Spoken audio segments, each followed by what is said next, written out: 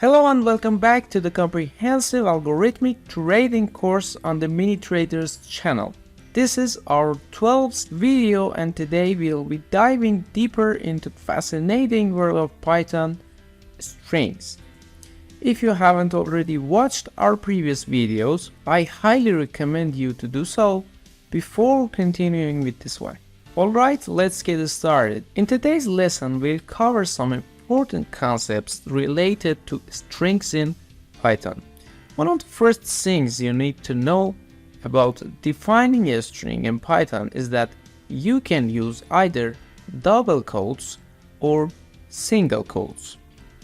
It's purely a matter of personal preferences. As you can see, both ways work perfectly fine. The choice between double quotes and single quotes mostly depends on your coding style or any specific requirement for your project. Now let's talk about multi-line strings. Sometimes a string can be quite long and it might be inconvenient to write it all on a single line. That's where multi-line strings come in handy. By enclosing the string within 3 double quotes, 3 single quotes, we can span it across multiple lines without any issues. It helps make your code more readable, especially when dealing with extensive strings. Now let's move on to accessing individual character within a string. In Python, you can do this using square brackets. Each character in a string has an index associated with it, starting from 0. Remember, indexing starts at 0. Here we access the first character of the string EUR/USD by using the index 0 inside the square brackets.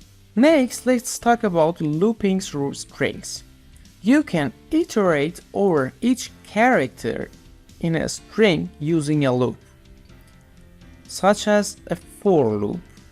However, since we are covering loops in detail in our upcoming videos, I want to assure you that we'll dive deeper into this topic very soon. For now, let's focus on other aspects of strings. Moving on, let's discuss how to determine the length of a string in Python. You can use the built-in function len to find out the number of characters in a string. In this code snippet, we calculate the length of the string EUR/USD and store it in the variable length. Then we simply print out the result, which is 6 in this case. Another useful operation we can perform on strings is checking if a particular word or phrase exists within the string. To accomplish this, we can use the in operator. In this example, we check if the word volatile exists within the string text. If it does, we print a corresponding message. Now let's extend our previous example and check for another word that doesn't exist in the string. To accomplish this, we can use the not in operator. As you can see, since the word trend doesn't exist in the string text, the output will indicate that it doesn't exist. That wraps up today's lesson on Python strings. We covered various aspects, including choosing between double quotes and single quotes for defining strings, multi-line strings, accessing characters using square brackets, looping through strings, finding the length of strings, and checking for the existence of a specific word in a string. Remember, practice is key. The more you practice, the better you'll become at implementing tools in your future applications.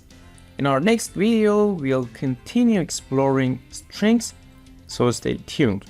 I hope you found this video informative and useful for your journey in algorithmic trading.